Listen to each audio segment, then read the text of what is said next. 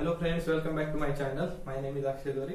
और आगे बढ़ने से पहले अगर आपने इस चैनल को सब्सक्राइब नहीं किया है तो सब्सक्राइब कीजिए और बेल आइकॉन को दबाना मत भूलिए। फ्रेंड्स, तो आज हम काउंटेबिलिटी का सेकंड लेक्चर स्टार्ट करेंगे, राइट? ओके, सो काउंटेबिलिटी के सेकंड लेक्चर को स्टार्ट करने से पहले तो हमें दो सेट के बारे में जानना जरूरी है।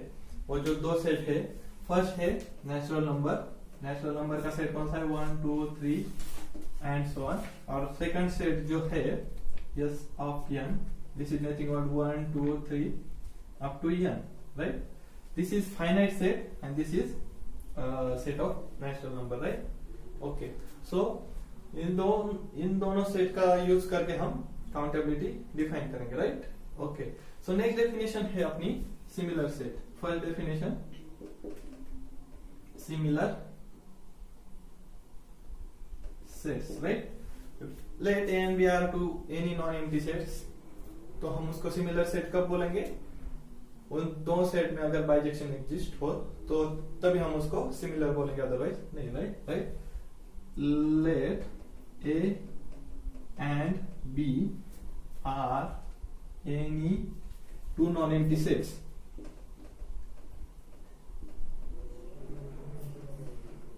Non-empty sets, then we say A is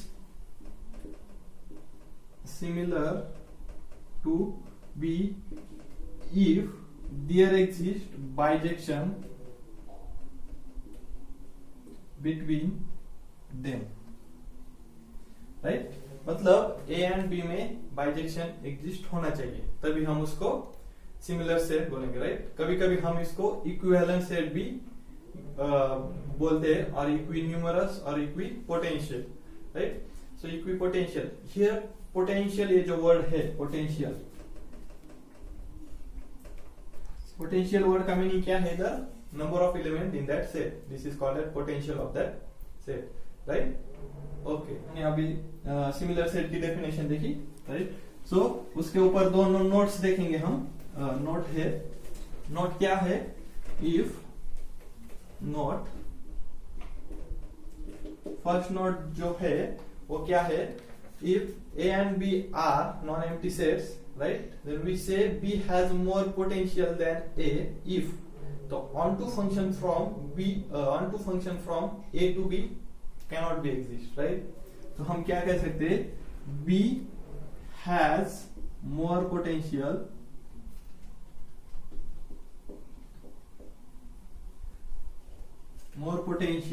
than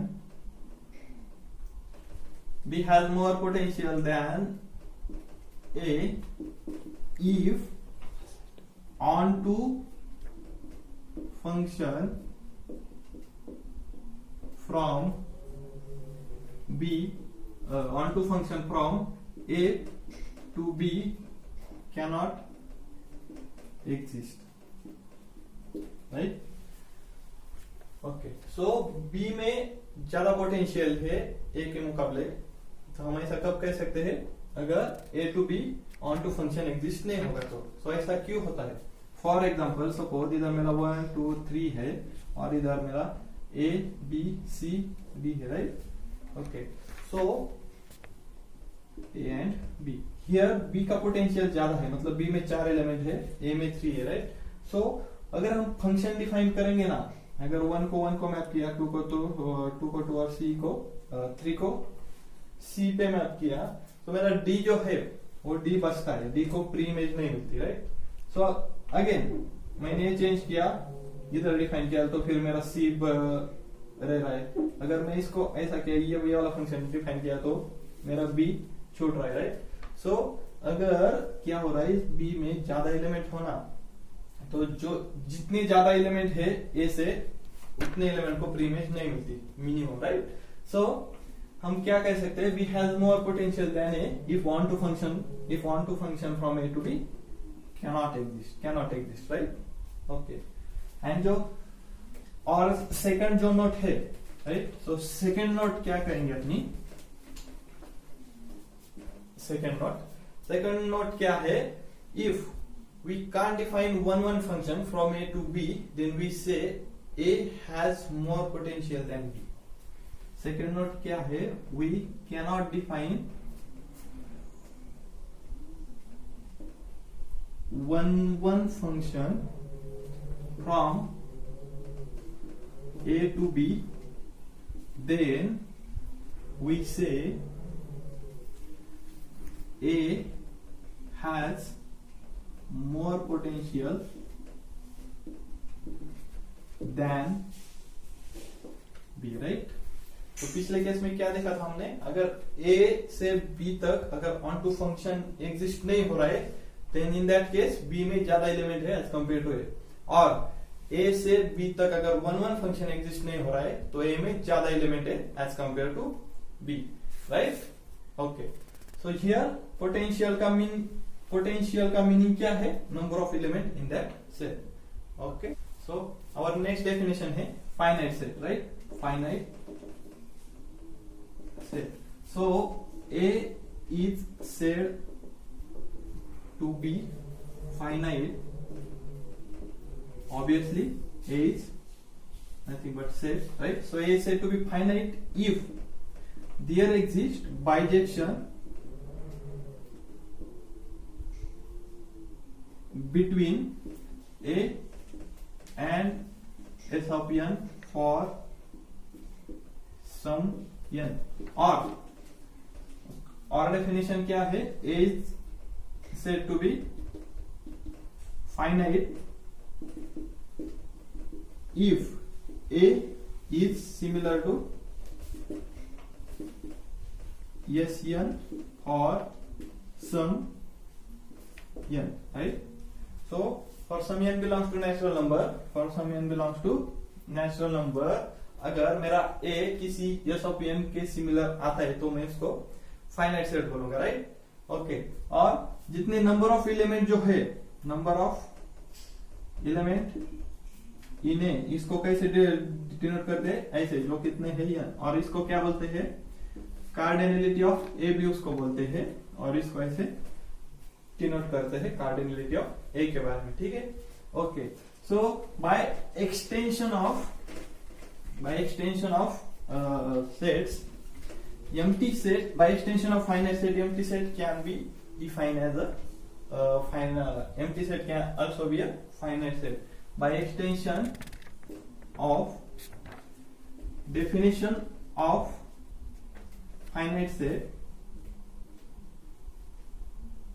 finite set, empty set can be defined as a finite set. क्योंकि उसको फाइनाइट क्यों बोलते हैं, क्योंकि हम जीरो को फाइनाइट बोलते हैं, राइट? जीरो हम फाइनाइट कंसीडर करते हैं. सो एम्प्टी सेट की कार्डिनलिटी क्या है, अपनी जीरो है, सो हम जीरो को भी फाइनाइट सेट ही कंसीडर करेंगे, राइट? और जो एम्प्टी सेट है उसकी कार्डिनलिटी क्या है, अपनी जीरो. ओके, ठीक है. देन फाइनाइट की बात आता है इनफाइनाइट सेट. पहले इनफाइनाइट सेट, फाइनाइट की बात आता है अपना इनफाइनाइट सेट. इनफाइनाइट मतलब क्या, जो फाइनाइट नहीं है. फाइनाइट की हमने डेफिनेशन ली, तो उसके बाद हम डिफाइन करने वाले इनफाइनाइट सेट. इनफाइनाइट सेट मतलब which is not finite. Simple definition, जो फाइनाइट नहीं है वो इनफाइनाइट है, right? That is set which are neither empty nor finite, which is called as infinite set, right? Okay, then next है हम canter theorem का statement है next, right? So Cantor theorem क्या कहता है, there may be potential difference between there is potential difference between that set and its power set, right? मतलब Cantor क्या कहता है कि from any Cantor theorem statement थोड़ा पहले, ओके, सुधर रहता था. सो हम अब कैंटर थ्योरम का स्टेटमेंट पढ़ेंगे, राइट? सो कैंटर थ्योरम क्या कहता है, from any non empty set to its power set onto function cannot be defined. मतलब मेरा ये एनी कौन सा भी सेट है और P of A is power set of A है, देन अगर मेरा फंक्शन डिफाइन होता है A to P of A, then F cannot be onto. उससे क्या सीख मिलती है, ये ऑन टू नहीं होता है। हमने पहले भी पढ़ा था 2 नोट में, फर्स्ट नोट थी, अगर A to B onto function exist नहीं हो रहा है मतलब बी में ज्यादा एलिमेंट है, तो हम इससे ये क्लेम कर सकते हैं for any set power set of that set has more potential than that set, right. मतलब कौन से भी सेट से उसके पावर सेट में ज्यादा एलिमेंट होते हैं एज पर कैंटर्स थ्योरम, राइट। और कैंटर थ्योरम ये भी कहता है कि देयर में भी पोटेंशियल डिफरेंस बिटवीन इंफिनिटी, तो वो तो हम आगे देखेंगे, लेकिन कैंटर ने क्या किया, इधर इंफिनिटी को कंपेयर किया है। मतलब कैंटर क्या कहता है कि ये वाली इंफिनिटी छोटी, ये वाला इंफिनिटी बड़ी, और and so on, right. Okay, so उसको इंफिनिटी को छोटा और बड़ा डिनोट, मतलब छोटा और बड़ा हम कंपेयर करने जा रहे हैं, राइट। सो उसके लिए कुछ तो सिंबल चाहिए इंफिनिटी के लिए, राइट।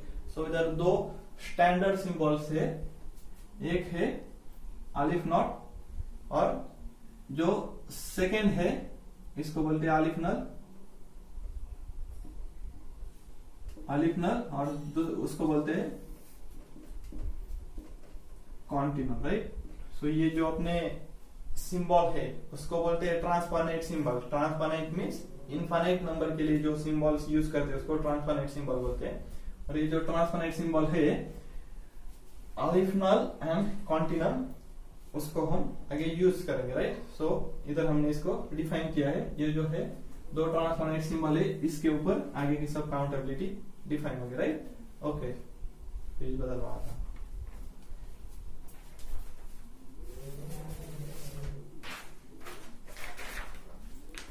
नंबर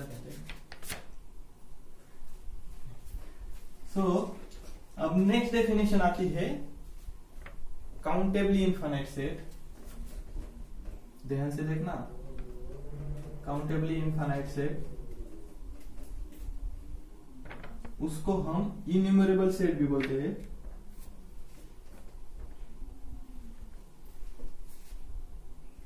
और उसको डिन्यूमरेबल भी बोलते हैं।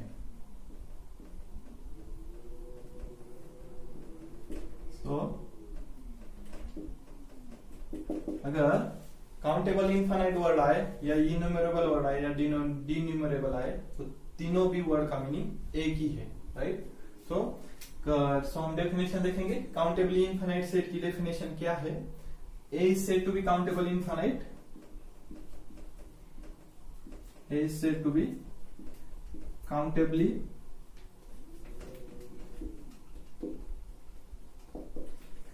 infinite if there exists bijection between a and set of natural number, right। मतलब जो सेट है ये और नेचुरल नंबर अगर दोनों सिमिलर हो जाए ना मेरे, तो उसको हम काउंटेबली इनफाइनाइट सेट बोलेंगे। मतलब वो कौन सा भी सेट हो, अगर वो नेचुरल नंबर के सिमिलर आता है तो उसको हम काउंटेबली इनफाइनाइट बोलेंगे, राइट। नेचुरल नंबर के सिमिलर आता है मतलब क्या, उसको हम नंबरिंग कर सकते हैं। इनफैक्ट मतलब हम काउंटेबिलिटी सीख रहे हैं ना, तो हम काउंटिंग करना नहीं सीख रहे, तो जो एलिमेंट है उसको नंबरिंग करना सीख रहे हैं बस। अगर हम एलिमेंट को नंबरिंग कर पाए तो उसको काउंटेबल बोलेंगे, और उसके एलिमेंट को हम नंबरिंग नहीं कर पाए तो उसको अनकाउंटेबल बोलेंगे। This is simple basic concept of accountability, right. तो बहुत सारे स्टूडेंट को ये लगता है कि काउंटेबिलिटी मतलब सेट के एलिमेंट काउंट कर रहे हैं, काउंट नहीं कर रहे, सिर्फ उसको नंबरिंग कर रहे हैं। ओके, ठीक है। तो अपनी नेक्स्ट डेफिनेशन आती है, और जो अपना टॉपिक का नाम भी है काउंटेबल। सो अब अपनी डेफिनेशन आएगी countable set. Countable set, right. So A is said to be countable if A is finite और काउंटेबली इनफाइनाइट, राइट। मतलब सेट को हम काउंटेबल कब बोलेंगे, आइदर वो फाइनाइट हो या इनफाइनाइट हो, बट इनफाइनाइट हो तो इनफाइनाइट काउंटेबल होना जरूरी है, काउंटेबली इनफाइनाइट होना जरूरी है, राइट। तभी हम उसको काउंटेबल सेट बोलेंगे, राइट। ओके, सो हम अगर काउंटेबल इनफाइनाइट सेट हो, राइट, अगर काउंटेबल इनफाइनाइट सेट हो तो हमने क्या देखा, उसकी कार्डिनलिटी हम क्या डिफाइन करने वाले, उसकी कार्डिनलिटी अलिफ नल डिफाइन करने वाले। अगर अपना काउंटेबल इनफाइनाइट सेट है, देन उसकी जो कार्डिनलिटी है,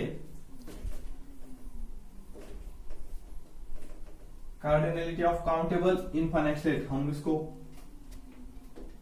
अलिफ नल डिफाइन करने वाले, राइट। और उसके हिसाब से हम आगे आगे सिंबल डिराइव करेंगे, राइट। ओके, सो और एक नोट है, any two countable infinite sets are similar, right. मतलब कौन से भी दो काउंटेबल इनफाइनाइट सेट ले लो, वो दोनों सिमिलर ही होते। तो कैसे, अगर ए लिया बी लिया, राइट, दोनों भी मेरे काउंटेबली इनफाइनाइट सेट है, राइट। तो मेरा ए किसके सिमिलर है, नेचुरल नंबर के, और बी भी किसके सिमिलर है, नेचुरल नंबर के, राइट। मतलब ए नेचुरल नंबर के सिमिलर है तो नेचुरल नंबर भी ए के सिमिलर है, राइट। और बी मेरा, सॉरी इधर ऐसे रहने दो, A is similar to natural number और बी नेचुरल नंबर के सिमिलर है, मतलब नेचुरल नंबर का सेट बी के सिमिलर है, right. So A similar to natural number and natural number similar to B, so by transitivity property a is similar to b, right. So any two infinite countable numbers are similar, okay, ठीक है। Next definition आती है अपनी uncountable, right. Uncountable set, अगर countable set देख लिए तो uncountable भी देखना जरूरी है, राइट। ओके, तो अनकाउंटेबल सेट की डेफिनेशन क्या है, set which is not countable called uncountable। Simply जो सेट काउंटेबल नहीं है वो अपना अनकाउंटेबल सेट है, राइट। और काउंटेबल सेट क्या होते हैं अपने, इधर फाइनाइट और countably infinite, right. So finite, countably infinite and uncountable, ये तीन डेफिनेशन है। तो काउंटेबल के अंदर क्या क्या आते हैं, दो टाइप के सेट आते हैं अपने, वन आता है फाइनाइट और दूसरा काउंटेबली इनफाइनाइट, और अनकाउंटेबल के अंदर एक ही आता है, राइट। ओके, जो इसके हिसाब, जो काउंटेबल और अनकाउंटेबल, ये जो डेफिनेशन है, डेफिनेशन के जो ऊपर एक लेमा है, लेमा क्या कहती है, every infinite set has countably infinite subset. मतलब मेरा ए इनफाइनाइट है, then there exist B such that B is countably infinite and B is subset of A, right। so ये अगर मेरा A इनफाइनाइट है, राइट, सो इनफाइनाइट आ गए तो फिर इनफाइनाइट में इनफाइनाइट काउंटेबल और अनकाउंटेबल, ये दो टाइप आ गए, राइट। अगर A मेरा इनफाइनाइट काउंटेबल है, राइट, सो A हाँ खुद का सबसेट है, तो अपना अगर A इनफाइनाइट काउंटेबल है तो स्टेटमेंट होल्ड हो रहा है अपना, क्योंकि A is subset of A, इस स्टेटमेंट का यूज करके हम इसको क्लेम कर सकते हैं। अगर मेरा A अनकाउंटेबल है, A इनफाइनाइट है, अनकाउंटेबल है, तो क्या करेंगे, अगर मैं x, उसका जो प्रूफ है देखो, सो मैंने x बिलोंग्स टू A लिया, इसको A1 डिनोट किया, right, x equal to A1, so A1, इस सेट को मैंने A1 डिनोट किया, राइट। ओके, सो अगेन मैंने y belongs to A minus A1 में से y लिया और y को मैंने A2 लिखा, राइट। तो मेरा A2 जो है वो क्या है, A1 union singleton A2, right. Similarly मैंने z belongs to A minus A2 में से लिया, ये मेरा z है, z belongs to A minus A2, so obviously वो A1 एंड A2 में नहीं बिलोंग करेगा। मैंने z को A3 डिनोट किया, राइट। तो मैं एक नया सेट डिफाइन किया, A3 is equal to A2 union A3 and so on. मैं an सेट कैसे डिनोट कर सकता हूं, an minus 1 union an, right. और ये जो सेट है मेरा इनफाइनाइट है, सो ये n के लिए मेरे को इनफाइनाइट चॉइसेस है, राइट। सो मैंने एक सेट डिफाइन, ये जो सेट आएगा मेरा उसको मैं b लिखता हूं, b equal to union n belongs to natural number और an, राइट। तो ये जो सेट आएगा ना वो किस टाइप का आएगा, A1 A2 dot dot dot dot इस टाइप का आएगा, ठीक है। तो ये जो आएगा वो काउंटेबल आएगा, मतलब हमने कौन सा भी इनफाइनाइट सेट लिया और उसको एक काउंटेबल सबसेट है प्रूव कर दिया, ठीक है। ओके, सो लेमा नेक्स्ट है अपना उसी स्टेटमेंट के हिसाब से लेमा 2 क्या कहेंगे अपने, every infinite set is similar to at least one of its proper subset. Okay, lemma 2 क्या है, every infinite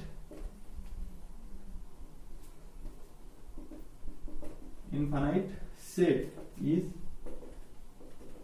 similar to at least one of its proper subset, right?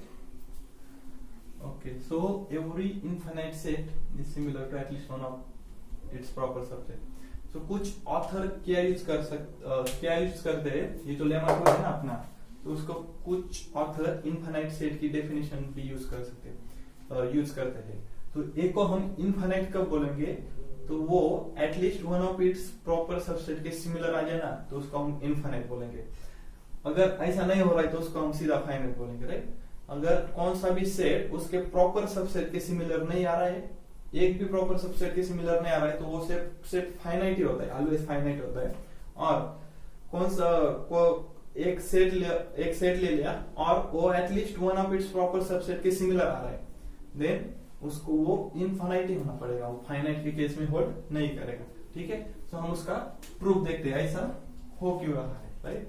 Okay, तो मेरा x क्या है, x is infinite, x is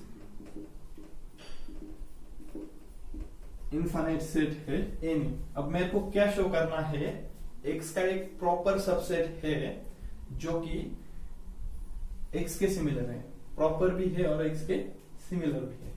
हमने lemma 1 से ये तो क्लेम कर सकते हैं कि इसको अगर मैंने A लिखा, A equal to A1 A2 up to AN and so on, हम लेमा 1 से तो ये क्लेम कर सकते हैं A में x मेरा इनफाइनाइट है, तो मेरे को एक काउंटेबली इनफाइनाइट सबसेट मिल ही जाएगा लेमा 1 से, ठीक है। तो मैं B क्या डिफाइन करता हूं, मेरा A minus A1 A2 up to AK। तो मैंने B कैसा डिफाइन किया है, ये जो काउंटेबल इनफाइनाइट सेट है उसमें मैंने कुछ फाइनाइट एलिमेंट निकाल के मेरा जो B है उसको मैंने B डिनोट किया, right. Okay, now define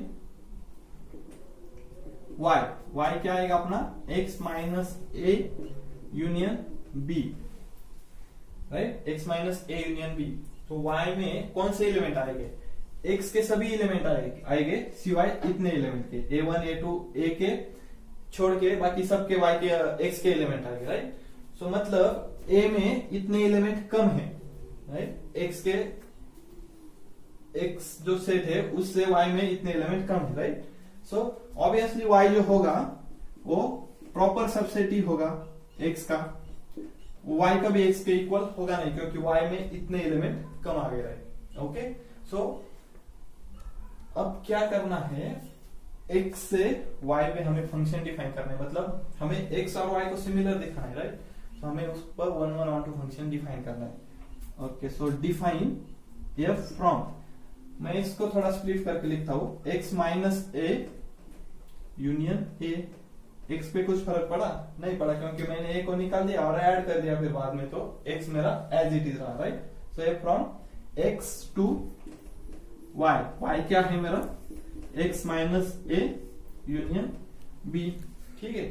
so define F of X is equal to, F of X को कैसे डिफाइन करेंगे, X when X belongs to X minus A, मतलब जब मेरा एक्स यहाँ का हो तो उसके लिए मैं आइडेंटिटी फंक्शन डिफाइन करेंगे सीधे, राइट। और जो बचे कौन से, ये वाले एलिमेंट ना, मैंने इसको इधर मैप कर दिया, अब मेरे को या इसको इधर मैप करना है, ठीक है। सो मेरा ए के जो ए आई है, सॉरी उसको मेरा ए आई प्लस के डिफाइन करना है, फिर एक्स बिलोंग्स टू ए। इसका मीनिंग क्या होता है कि मैंने ये जो ए वाले जो एलिमेंट है ना, तो ये जो फर्स्ट के एलिमेंट छोड़ के उसके आगे के सब के एलिमेंट को डिफाइन किया है फंक्शन, राइट। तो हम अगर इसको चेक करेंगे ना, तो ये 1 1 एंड ऑन टू आएगा, ये 1 1 एंड ऑन टू आएगा, राइट। ये 1 1 एंड ऑन टू आ गया, मतलब क्या हो गया, ये और ये जो दोनों सेट है वो सिमिलर हो गए। और मेरा y कैसा था, y तो प्रॉपर था और दोनों सिमिलर भी आ गए, राइट। So any for every infinite set there exists at least one proper subset which is similar to that original set, right। okay, so ये था अपना लेमा 2 था, राइट। सो लेमा 2 का यूज करके हम एक चीज तो क्लेम कर सकते हैं, वो कौन सी है, अगर मेरा a not equal to b हो, belongs to real number, then मेरा जो a एंड p ये जो इंटरवल है, राइट। सो ये सिमिलर हो किसके हो सकता है, ओपन ए बी के, ये भी सिमिलर हो सकता है, एक open a comma open b which is similar to close a comma open b. क्यों हो सकता है, क्योंकि देखिए ये इनफाइनाइट सेट है, राइट, और ये जो है उस इनफाइनाइट सेट के ये तीनों भी इसके सबसेट है। और हमने क्या देखा है, देयर एग्जिस्ट, मतलब ये जो ये दोनों इनफाइनाइट सेट है उसका जो सबसेट है एटलीस्ट वन सबसेट, वो उसके सिमिलर आएगा, राइट। सो ये तीनों भी आते हैं बाय लेमा 2 का यूज करके, तीनों भी एक दूसरे के सिमिलर आते हैं, राइट।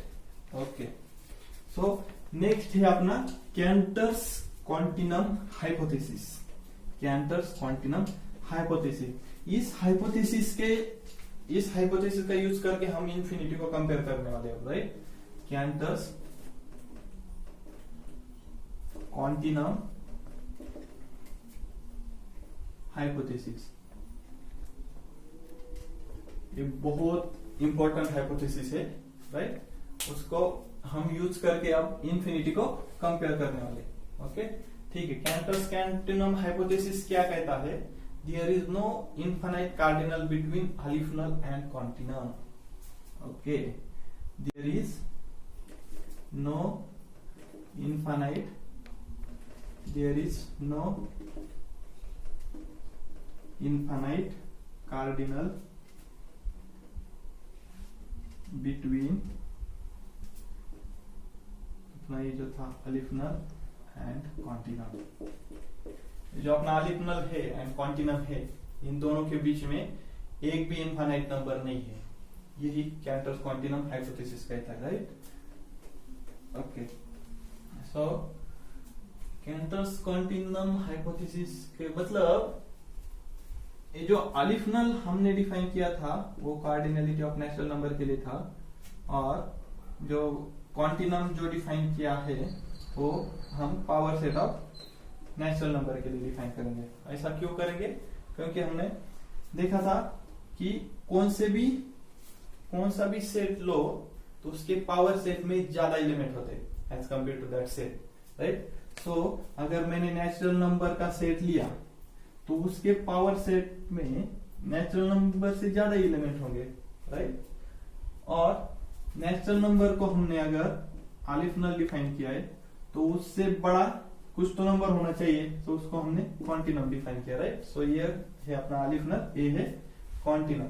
और कैंटर्स कॉन्टिनम हाइपोथेसिस क्या कहता है, there is no transfinite cardinal between a aleph null and सी। सो इन दोनों के बीच में एक भी नंबर नहीं है, सो इसको हम स्ट्रिक्टली लेस देन लिख सकते हैं, राइट। सो और एक बार इधर ध्यान से देखना, जो नेचुरल नंबर है, नेचुरल नंबर की कार्डिनलिटी कितनी है अपनी, इंफिनिटी है already, right. So power set obviously वो इंफिनिटी होगी, मतलब जो इनफाइनाइट सेट होगा कुछ, लेकिन हमने इसकी कार्डिनलिटी और इसकी कंपेयर की है, मतलब हम कह सकते हैं कि ये अलिफ नर कॉन्टिनम से छोटा है। तो ये कैंटर कॉन्टिनम हाइपोथेसिस का कमाल है, उससे हम इंफिनिटी कंपेयर कर रहे हैं। इंफिनिटी को कंपेयर करना बहुत मुश्किल काम है, लेकिन यहाँ पे आसान हो रहा है, राइट। पहले भी वीडियो में मैंने आपको बोला था कि जो पावर सेट है वो आपका काम बहुत आसान करने वाला है, right. So the Cantor's continuum hypothesis क्या कहता है फिर, there is no transfinite cardinal between aleph null and continuum. Okay, अब हम एक इंटरेस्टिंग टॉपिक के बारे में पढ़ेंगे। काउंटेबिलिटी में बहुत इंटरेस्टिंग है, राइट। इंटरेस्टिंग मतलब ऐसा जन मतलब एग्जांपल है, लेकिन इंटरेस्टिंग है, राइट। सो उस एग्जांपल का नाम है Hilbert paradox of grand hotel, right. So example क्या है, मेरे पास होटल है एक, कि उसमें काउंटेबली इनफाइनाइट कमरे हैं, उस होटल में काउंटेबली इनफाइनाइट कमरे हैं। इस बात को ध्यान से सुनना, काउंटेबली इनफाइनाइट कमरे, मतलब ऐसा रियल लाइफ में नहीं होता है क्यों, लेकिन ये तो एग्जांपल है, अपना एग्जांपल के लिए किया जाता है, राइट। सो काउंटेबली इनफाइनाइट कमरे ऐसा एज्यूम किया, और हर कमरा बुकिंग है, मतलब हर कमरे में कस्टमर है, राइट। तो मैनेजर के पास और एक नया कस्टमर आता है और बोलता है कि मेरे को जगह चाहिए आपके होटल में। तो वो मैनेजर बड़ा स्मार्ट था, वो क्या करता है, पहले को बोलता है तुम सेकंड में जाओ, सेकंड को बोलता है तुम थर्ड में जाओ, थर्ड को बोलता है फोर्थ में जाओ, एंड सो ऑन। मतलब क्या बोलता है, सभी को बोलता है तुम एक एक कमरा शिफ्ट कर दो अपना, मतलब एक एक कमरा आगे चले जाओ, राइट। तो उससे क्या होगा, ये जो शिफ्टिंग की प्रोसेस है वो तो इनफाइनाइट चलेगी, लाइफ टाइम चलेगी, वो तो कभी एंड होगी ही नहीं। सो लास्ट कमरे की इधर बात ही नहीं आती, राइट। सो ये जो प्रोसेस है वो तो इनफाइनाइट चलेगा, और मेरे पास तो फर्स्ट नंबर का कमरा खाली हो गया, तो मैं क्या करूँगा, इधर कस्टमर रहेगा, राइट। ठीक है, ये तो हुआ वन कस्टमर के लिए। अगर मेरे पास फाइनाइट नंबर ऑफ कस्टमर आए, मानो 15 कस्टमर आए, मेरे पास 15 कस्टमर आए, राइट। सो अब क्या करेंगे, तो अब सभी को बोलना तुम 15 कमरे छोड़ के 16, तो जो नेक्स्ट 16 जो कमरा है उसके आगे सभी ने शिफ्ट होना है, मतलब अपने आगे के 15 कमरे छोड़ने उसके आगे में शिफ्ट होना है। सो फर्स्ट वाला किधर जाएगा, 16 में जाएगा, सेकंड वाला 17 में जाएगा, थर्ड वाला 18 में जाएगा, and so on, right. So again ये जो शिफ्टिंग की प्रोसेस है वो अगेन इनफाइनाइट टाइम चलेगी, राइट। वो तो कभी एंड होगी नहीं। सो उसका मतलब ये जो एंड वाले रूम का तो मालूम नहीं, क्योंकि ये वो इनफाइनाइट रूम से, सो प्रोसेस कभी एंड होने ही नहीं है, राइट। सो ऐसे शिफ्ट करके मेरे स्टार्टिंग के 15 कमरे एम्प्टी हो जाएंगे, तो मैं उसको 15 कस्टमर आसानी से डाल दूंगा, राइट। ओके, अब ये तो था फाइनाइट के बारे में। अब इंटरेस्टिंग चीज ये है, मेरे पास अगेन काउंटेबली इनफाइनाइट कस्टमर आए तो क्या करेंगे, काउंटेबली इनफाइनाइट कस्टमर आए तो क्या करेंगे, काउंटेबली इनफाइनाइट कस्टमर आए तो क्या करेंगे। हमको पता है कि अपना मैनेजर तो बहुत स्मार्ट है, राइट। होटल के सभी रूम अपने फुल है, राइट। और मेरे पास काउंटेबली इनफाइनाइट कस्टमर आ गए, उसको भी वो मैनेजर है ना, बहुत स्मार्ट है, वो उसको भी जगह कर देता है। तो कैसे करता है, राइट। सो मानो ये होटल्स के रूम है सभी अपने, राइट। और क्या करने का, ये जो पहले रूम वाला जो है उसको पहले रूम में मतलब पहले रूम में रखने का, राइट। सेकंड वाला है उसको थर्ड में रखने का, थर्ड वाला जो है उसको फिफ्थ में रखने का, फोर्थ वाला है उसको सेवंथ में रखने का, एंड सो ऑन। मतलब ये जो है और एक रूम छोड़ के आगे शिफ्ट कर देने का, राइट। फर्स्ट वाला फर्स्ट में रहेगा, सेकंड वाला थर्ड में जाएगा, थर्ड वाला फिफ्थ में जाएगा, फोर्थ वाला सेवंथ में जाएगा, एंड सो ऑन, राइट। सो ये जो बीच वाले जो कमरे हैं ना, ये 2 नंबर का कमरा, 4 नंबर का कमरा, 6 नंबर का, 8 नंबर का, एंड सो ऑन। इधर 6 नंबर का, 8 नंबर का, एंड सो ऑन। मतलब ये ऐसे शिफ्टिंग करने से ना जितने भी हमारे इवन नंबर के कमरे हैं ना सभी खाली हो जाएंगे। और इवन नंबर कितने अपने नेचुरल नंबर में? Countably infinite, right. सो हर एक कस्टमर के लिए फिर जो नए काउंटेबली इनफाइनाइट आए उसमें एक, इसमें एक, इसमें एक, and so on infinite times, right. So वो जो काउंटेबली इनफाइनाइट कस्टमर आए थे उसको हमने उसी होटल में जिसके सभी रूम बुक थे उसमें भी हमने उसको जगह कर दी, राइट। सो इसका यूज है ना हम अरिथमेटिक ऑफ ट्रांसफाइनाइट कार्डिनल में करेंगे। मतलब हम इसको देख रहे मतलब इसको एक चीज ऑब्जर्व करो, इसकी होटल के रूम की कार्डिनलिटी कितनी थी अपने? अलिफ नॉट ही थी। और ये जो नए कस्टमर आ गए तो रूम तो उतने ही है ना अपने अलिफ नॉट ही, राइट। सो वो तो अलिफ नल ही रहे, राइट। लेकिन इस अलिफ नल रूम में हमारे और अलिफ नल कस्टमर ऐड हो गए, फिर भी अलिफ नल पे कुछ असर पड़ा क्या? नहीं पड़ा। मतलब इससे हम क्या सीख मिलती है? अलिफ नल प्लस अलिफ नल स्टिल रिमेन अलिफ नल एंड सो ऑन। मतलब ऐसे जो अरिथमेटिक है उसके ऊपर हम देखेंगे, नेक्स्ट वीडियो में देखेंगे।